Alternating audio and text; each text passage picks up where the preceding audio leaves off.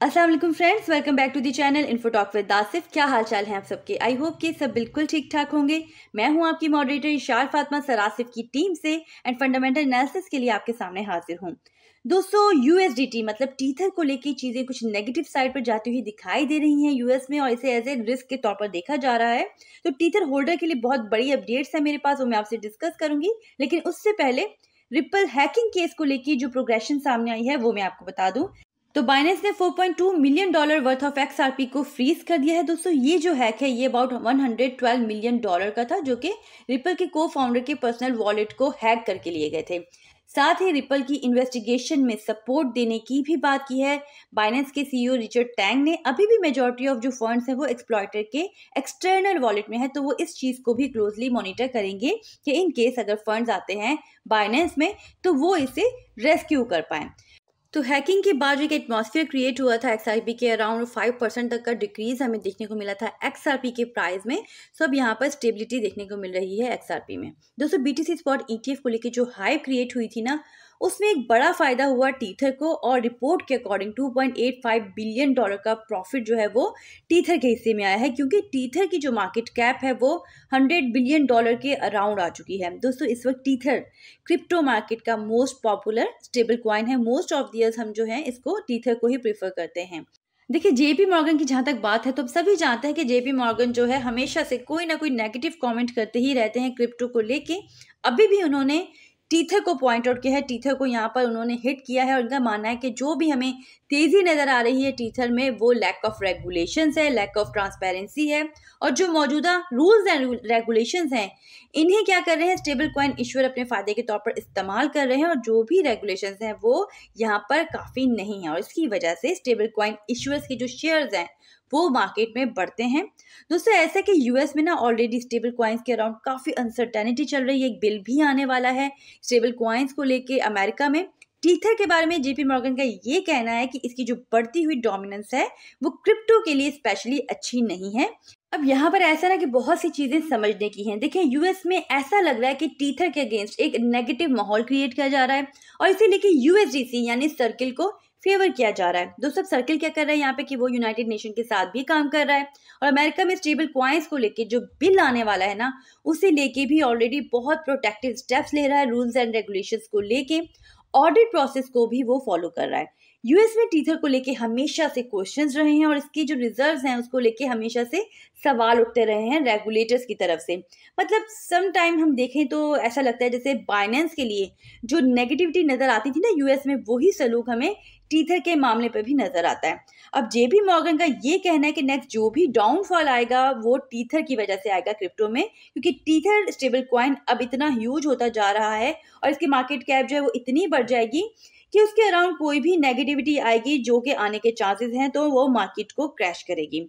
अब ये जो मैं कह रही थी ना कि टीथर को लेके एक नेगेटिव माहौल बनाया जा रहा है, तो देखिए यूनाइटेड नेशन क्या कह रहा है टीथर को लेके कि जो टीथर है ना वो एक क्राइम कॉइन है, और यूनाइटेड नेशन की तरफ से मनी लॉन्ड्रिंग को लेके एक थ्रेट रिपोर्ट इशू की गई थी जिसमें टीथर की ही बात की गई थी।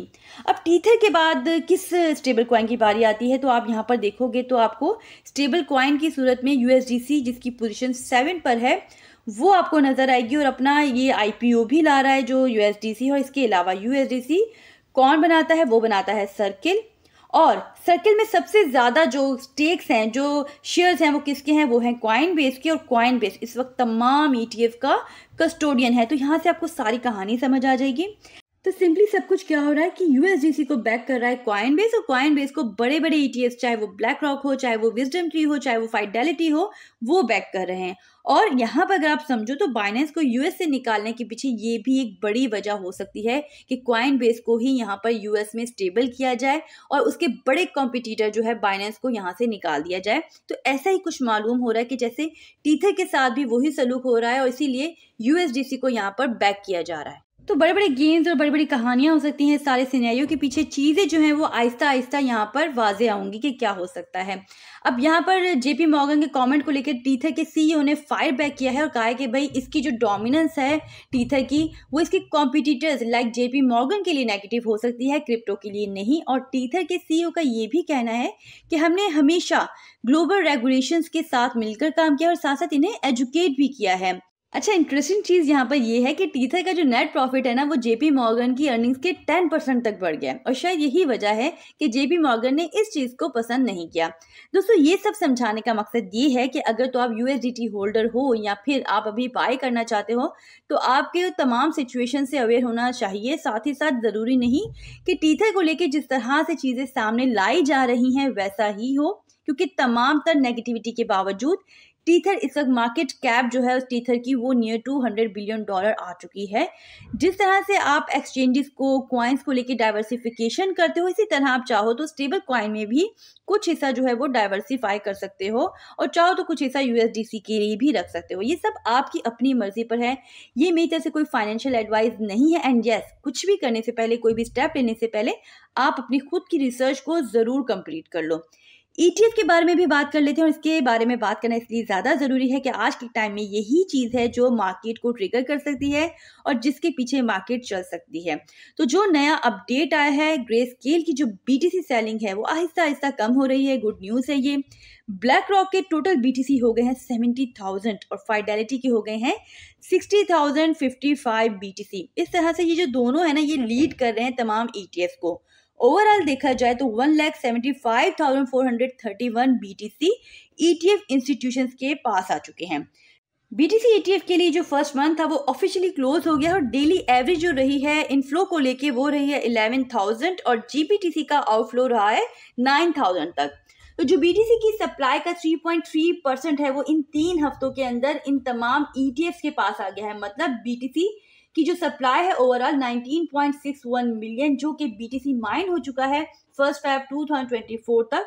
तो सोचिए 19.61 मिलियन का 3.3% इन तमाम ETFs के पास आ चुका है सिर्फ 3 हफ्तों में ही। तो ये एक बहुत बड़ी अपडेट है।